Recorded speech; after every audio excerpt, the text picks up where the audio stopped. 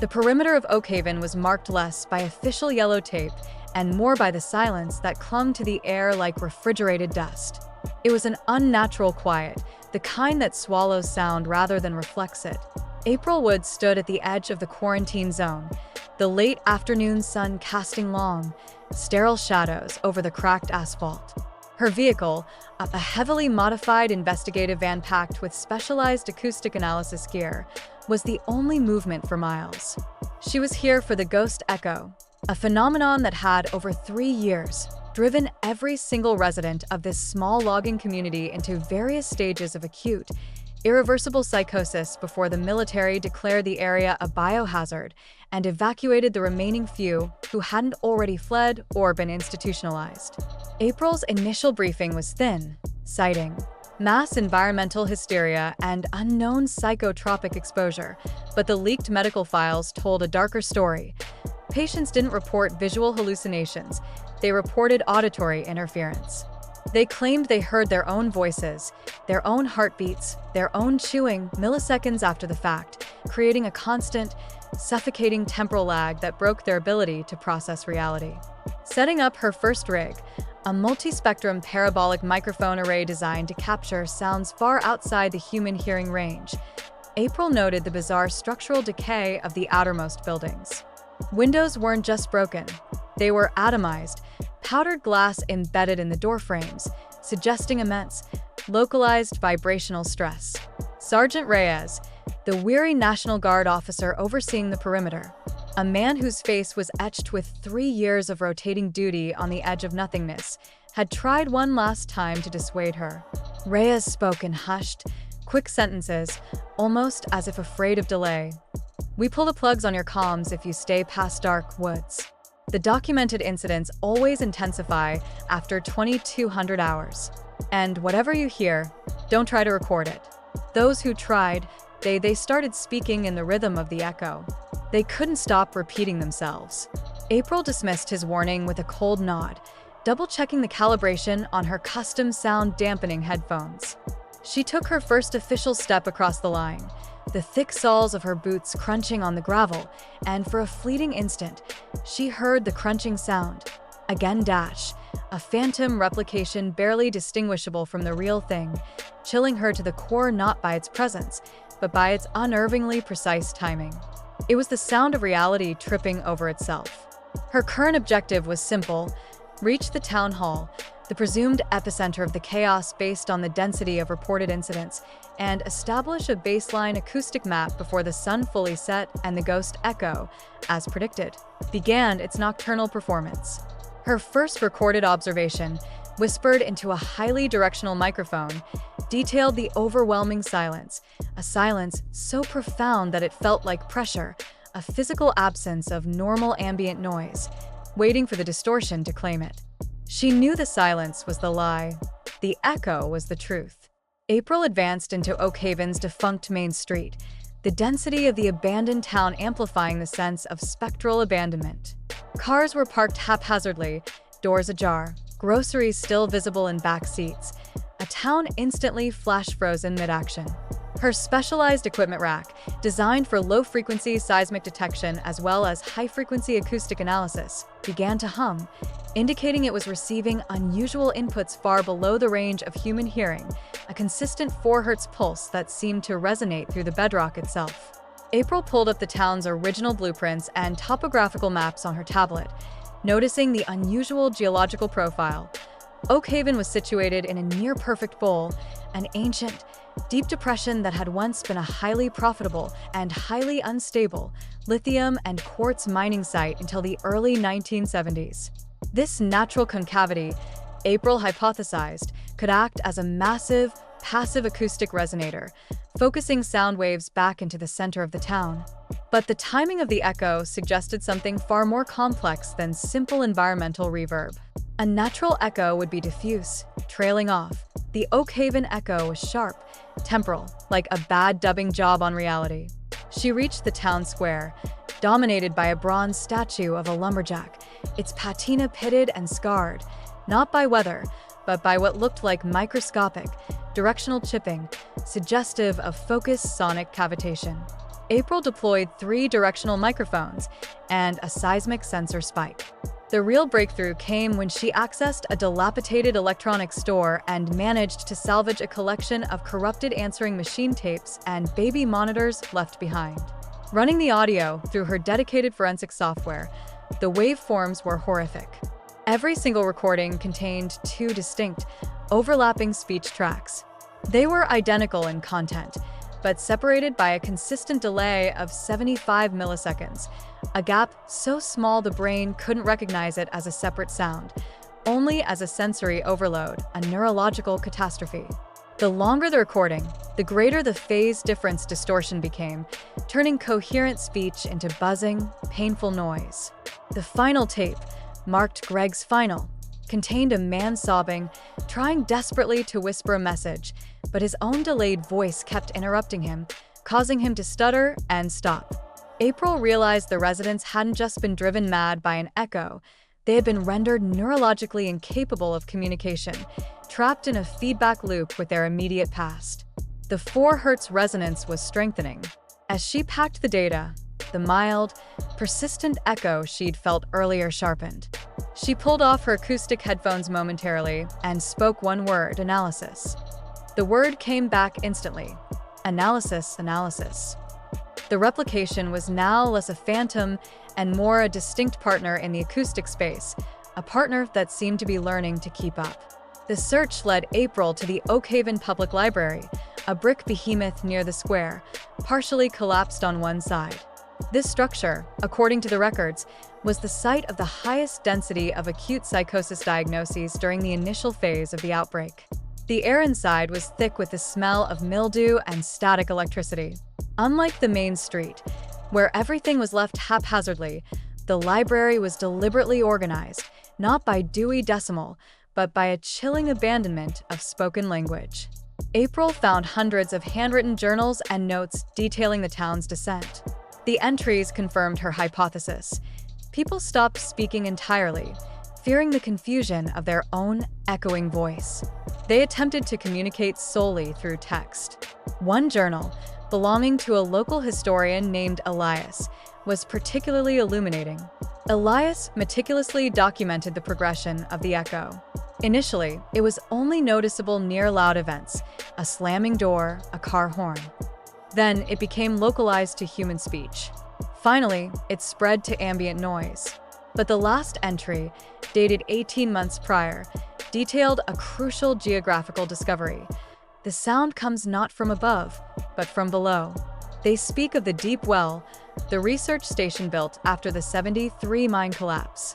It was sealed, but I swear, when the wind hits the ridge just right, I hear the sound of yesterday's machine running in today's air. April cross-referenced Elias's notes with the old mining maps she had digitized. The deep well wasn't just a mine shaft.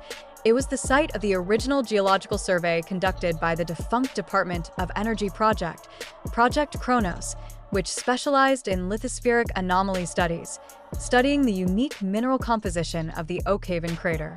The maps showed a deep, subterranean complex bored 500 meters down, directly beneath the absolute center of the geological depression.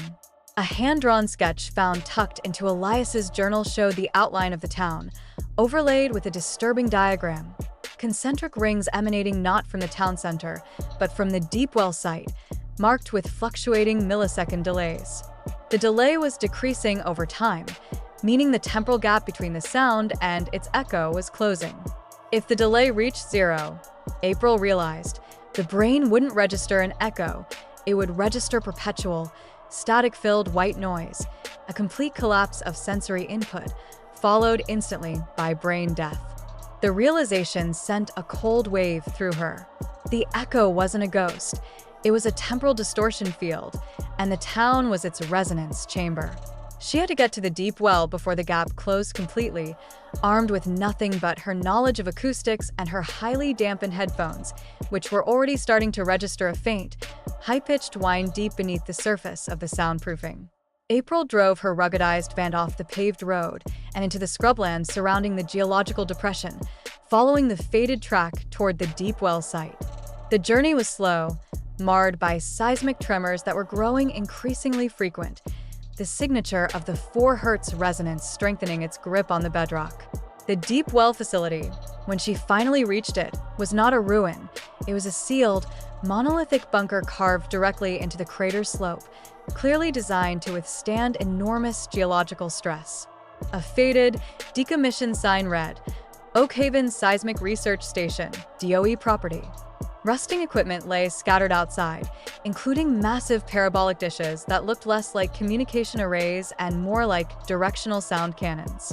April used a thermal scanner to bypass the facility's locked biometric systems and then used a plasma cutter on the reinforced steel door, the screeching metal a terrifying sound, a sound which instantly echoed back, 2 simultaneous, piercing shrieks assaulting her eardrums. She descended into the darkness, the air growing thick, damp, and charged with static electricity. The facility was pristine yet abandoned, hinting at a rushed, terrified evacuation years ago. April's specialized atmospheric sensors immediately registered a significant anomaly. The air density and temperature were fluctuating wildly in small pockets, an impossible condition unless immense energy was being channeled through the environment. Reaching the central monitoring station, April found massive banks of superconducting coils and enormous crystalline components, not for seismic monitoring, but for energy focusing and transmission. The theory snapped into place. Project CHRONOS wasn't monitoring geological events, it was actively creating them. They were experimenting with focused sonic energy to manipulate the geological structure of the crater, perhaps to exploit the unique lithic composition for a classified energy source. The natural concavity of the Oakhaven Depression, combined with the extreme mineral density, was the perfect environment for a massive, inverted acoustic lens, and the facility's machinery was designed to tune that lens. The madness of Oakhaven was a catastrophic, uncontrolled side effect.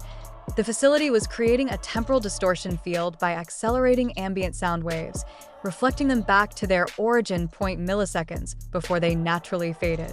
The system was running silently, deep below, generating the echo not through audible noise, but through sheer resonant frequency. Her Geiger counter, normally silent, began to click softly, registering trace amounts of exotic isotopes, confirming this wasn't just acoustics, it was an energy anomaly that had gone terrifyingly wrong. She had found the machine, but now she had to find its power source and, more terrifyingly, its control panel. April found herself in the subterranean heart of the deep well facility, a sprawling cavern housing a colossal piece of machinery dominating the center of the chamber, a multi-layered ring resonator, pulsing faintly with a violet internal light, humming at the persistent, unsettling 4 Hz frequency. The machinery was designed not just to reflect, but to actively modify the temporal signature of acoustic input. As she drew closer, the ghost echo intensified drastically. It was no longer a mild delay. It was a genuine sensory assault. Every movement she made, the rustle of her jacket, the scrape of her boots, the faint shift of her weight, was immediately followed by its identical twin, separated now by perhaps only 30 milliseconds. Her brain struggled violently to reconcile the 2 inputs. Simple actions became complex cognitive puzzles. She tried to steady her hand to adjust her microphone gain, but the auditory feedback loop caused her to overshoot the dial twice, her hand jerking in response to the phantom sound of the movement she was attempting to correct. The psychological toll was immediate and crushing. She felt a wave of nausea, the world tilting as her internal sense of timing, the anchor of her consciousness, slipped its moorings. She tore off her highly damped headphones, realizing they were now amplifying the internal pressure generated by the low-frequency resonance. She had to rely on visual confirmation to perform basic motor skills. She started moving deliberately slowly, watching her feet move before feeling the sensation, thereby overriding the corrupt auditory signal. She found the main operations terminal, surprisingly intact, shielded behind a layer of heavy lead. The screens were flashing urgent diagnostics. April accessed the main logs. The facility staff, according to the archived reports, realized the danger when the echo started generating subtractive interference, sound cancellation that led to periods of terrifying, localized silence. The final logged entry, just hours before the evacuation order, was a single, cryptic command: CHRONOS shift initiated, seeking phase null. This wasn't an accident. It was a deliberate attempt by the panicked scientists to fix the problem by shifting the frequency of the distortion field, attempting to perfectly align the echo with the source sound, thus creating silence. But they had failed catastrophically, creating instead a runaway feedback loop, accelerating the echo faster and faster until the resulting temporal disparity drove the town mad. The terror wasn't the echo. The terror was the realization that the system was still attempting its phase null correction, continuously adjusting the frequency, hunting for silence, and in doing so, tightening the temporal gap until it reached zero, the point of cognitive collapse. Driven by adrenaline and the terrifying pressure of the accelerated echo, April navigated the maze of corridors toward the main server banks. She moved in slow motion, counting her steps out loud, watching her lips move, attempting to use the visual data to stabilize her cognitive processing against the auditory deception. She had to locate the facility's manual override sequence and find the origin of the anomalous power source. Inside the communications center, April found a trove of highly encrypted internal communication logs. They revealed that Project CHRONOS was not just utilizing the crater's unique geology. They were harnessing an undiscovered form of localized geothermal/lithium energy found only in this specific geological anomaly, energy that made the resonance field possible. The logs confirmed that the facility was designed to test the feasibility of creating localized time bubbles or zones of temporal dislocation for strategic military advantage. The Oakhaven test was a horrifying success, demonstrating that sound, the fundamental carrier of human communication and environmental awareness, could be weaponized to fracture reality. April found a final data chip left hastily inserted in a terminal labeled exit condition. It contained a chilling audio file, the final recording of the lead scientist, Dr. Alastair Finch. The recording was chaotic, riddled with the signature 20 milliseconds echo, Finch's voice overlapping his own in frantic whispers. "It won't shut down. The resonance is self-sustaining. The minerals, they're acting as a superconducting amplifier. We can't pull the plug. It needs an inverse frequency input, a sonic signature that will neutralize the temporal lag, but it requires impossible power. Oakhaven is lost. It's all lost, and the delay is shrinking my voice. I can't hear myself now.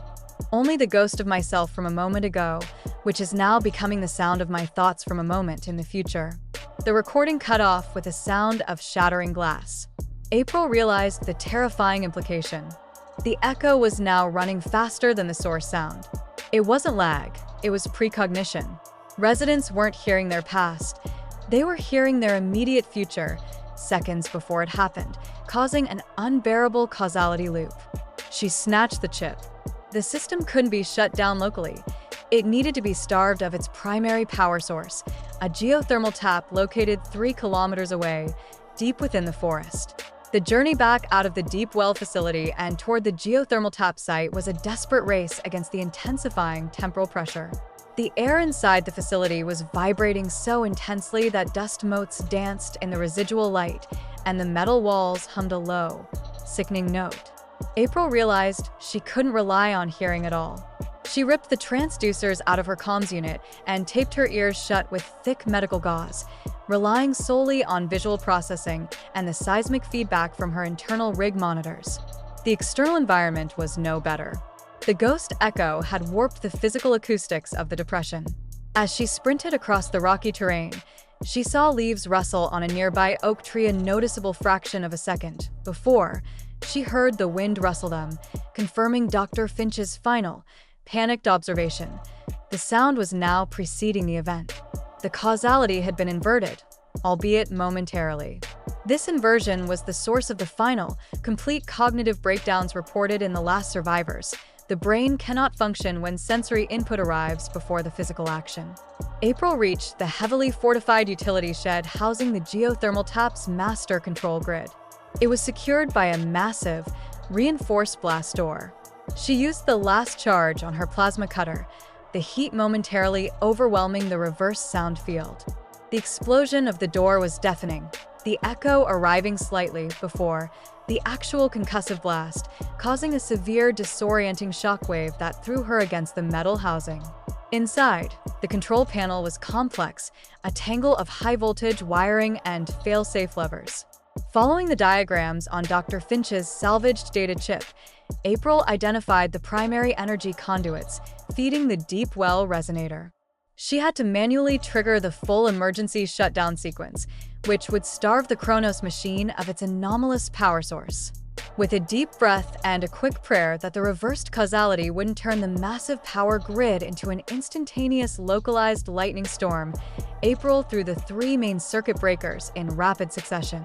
The air immediately changed. The aggressive, humming 4 Hz frequency vanished, replaced by a profound, agonizing stillness. The echo was gone. The unnatural temporal pressure lifted. For the first time in hours, April heard only the sounds of her own ragged breathing and the distant creaking of the metal shed. Victory, however, was short-lived. April's seismic sensor, still running, showed that the 4 Hz resonance had stabilized, but instead of vanishing, it had shifted its center. It was no longer focused on the deep well. It had transferred its epicenter to the entire geological crater, utilizing the full concavity of the Oakhaven Depression as a gigantic, natural resonator, still waiting for input to trigger the temporal distortion once more.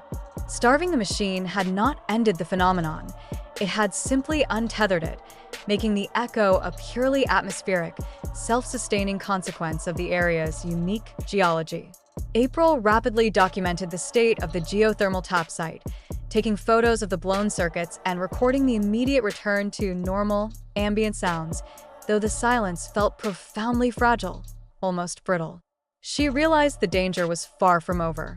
If the geographical resonance was now active and self-sustaining, any significant noise, a thunderstorm, a helicopter flying overhead, or even a large seismic shift, could reignite the ghost echo and push the area back into temporal distortion. Oakhaven was now an environmental bomb waiting for the right sound input to detonate. Heading back to her van, April encountered the first non-abandoned life form, a flock of crows taking off from a withered tree line. Their collective cawing, normally sharp and piercing, struck her with immediate dread. She heard the first few caws clearly, then the full chorus erupted, and instantly, a faint, metallic replication followed, separated by a fraction of a second too small for comfort. The echo was already returning, weaker, but present, utilizing the natural resonance of the now untethered crater. She accelerated her retreat, desperate to retrieve her primary data logs and flee the quarantine zone before the echo could fully recharge its temporal field. Inside her van, April ran an immediate analysis of the new sound signature. The delay was now erratic, fluctuating wildly between 10 milliseconds and 150 milliseconds, suggesting the resonance field was unstable and seeking equilibrium. The true terror was the realization that the initial military project had created an ecological anomaly that had permanently changed the physics of sound in this particular valley. Oakhaven wasn't just sick, the ground itself was echoing.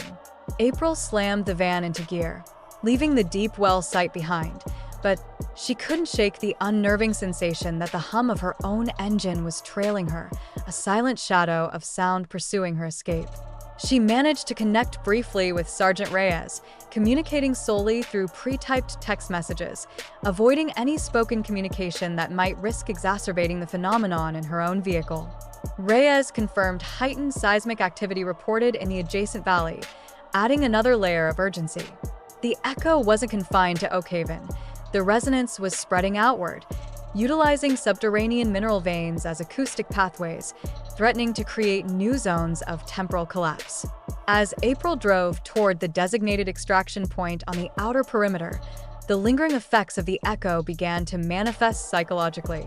Even with the main power source disabled, her mind, conditioned by hours of temporal dislocation, struggled to trust instantaneous sensory input.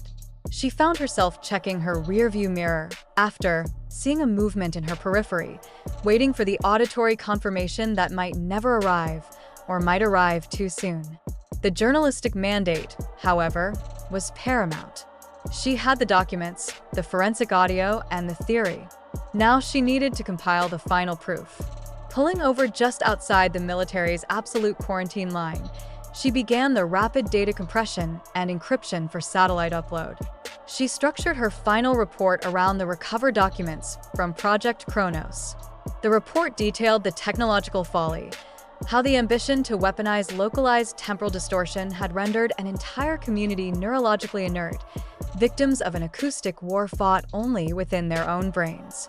April managed to salvage the final, definitive recording, a clean capture of the echo moments before she cut the power, isolating the 20 milliseconds temporal shift. The resulting waveform was undeniable scientific proof of the acoustic anomaly, not of mass hysteria. Her final, damning conclusion was that the madness wasn't contagious. It was a physical consequence of environmental failure. Finishing her article, titled CHRONOS Collapse, How a Secret Project Weaponized Sound and Broke the Human Mind, April knew she had a story that would shake the foundations of military research. But the victory felt hollow. She looked back toward the dark, silent bowl of Oakhaven. The stillness was not peace. It was merely the lack of sound input large enough to trigger the geological resonator. The ghost echo was dormant, waiting. As she typed the final sentence of her warning, a stark admonition that Oakhaven was not an isolated incident, but a demonstration of how quickly reality could be undone by weaponized physics. A small, distant car horn sounded from the direction of Reyes's perimeter checkpoint. It was a momentary, innocent noise. But half a second later, April heard it. Again dash. Softer, lingering, unnaturally sustained. The ghost echo was indeed charging back up, feeding on the smallest ambient noise, confirming the phenomenon was now truly ecological and spreading. April completed the final data upload, sending the entire encrypted package, the scientific proof, the audio samples, and the damning Project CHRONOS logs, just as the first military response vehicle reached her position. Sergeant Reyes, looking haggard, approached the van. He held up his hands, signaling her to remain inside, and used the text-to-speech system on her external comms unit. He had seen the warning in the data she had briefly sent through the encrypted channel before uploading the full package. April typed rapidly. The echo is self-sustaining. The crater is now an acoustic amplifier. Any loud noise will re-trigger the temporal field. It's a resonance zone. Reyes read the screen and nodded grimly. He confirmed that all evacuation protocols had been upgraded to mandate absolute silence within a 5-mile radius, but it was likely too late. Seismic reports showed the 4 Hz resonance traveling along subterranean water and mineral lines, effectively turning the geological fault lines into conduits for temporal distortion. The ghost echo was now moving toward the adjacent, unsuspecting farming community of Willow Creek. April's final act before handing over the compromised equipment was to record a final audio journal entry, spoken softly into a heavily shielded recorder. She knew this recording would be crucial for explaining the cognitive effects she had endured. The darkness isn't the absence of sound, but the reversal of time embedded in sound, she whispered. The tragedy of Oakhaven wasn't seeing ghosts, but hearing a world that didn't yet exist, or a world that had already passed. The human brain cannot survive when its fundamental chronological anchors are unmoored. We found the echo. It was technological failure meeting perfect geology, creating a feedback loop that permanently scarred the acoustic physics of the region. This isn't contained.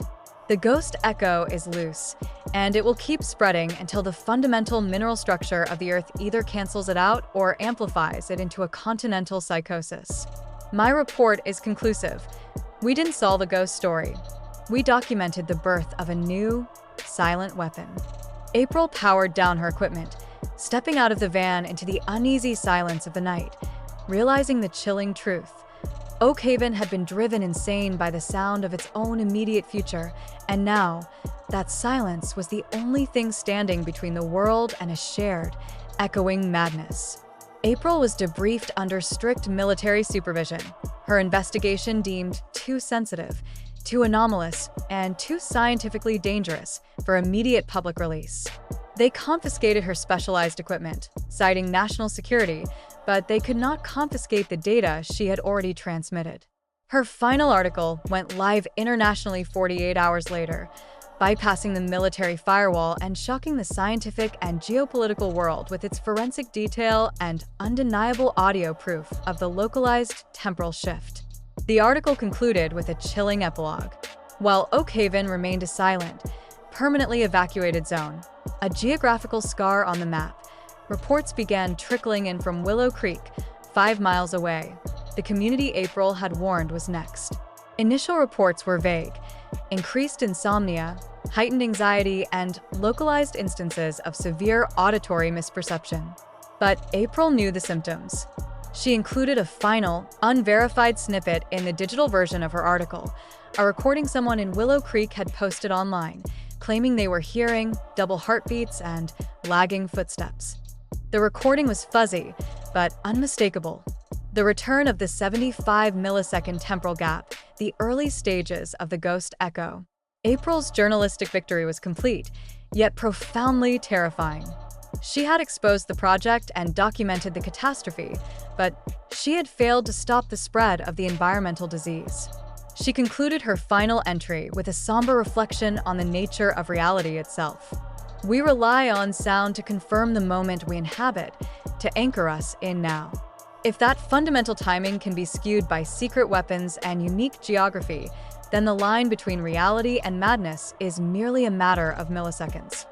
She looked at the silence of her own apartment, paranoid, and spoke softly to the empty room, testing the air. "The echo is the memory of the future," she whispered. She paused, listening intently. The room remained silent. But April Woods, the woman who had spent too long inside the CHRONOS field, could still feel the phantom pressure of the 10-millisecond delay, a psychological scar that would never truly heal. She knew that somewhere, perhaps miles away or perhaps just in the silence of her own mind, the sound of her breath was still waiting to catch up to itself, confirming that the madness of Oakhaven was now forever a part of her understanding of the world.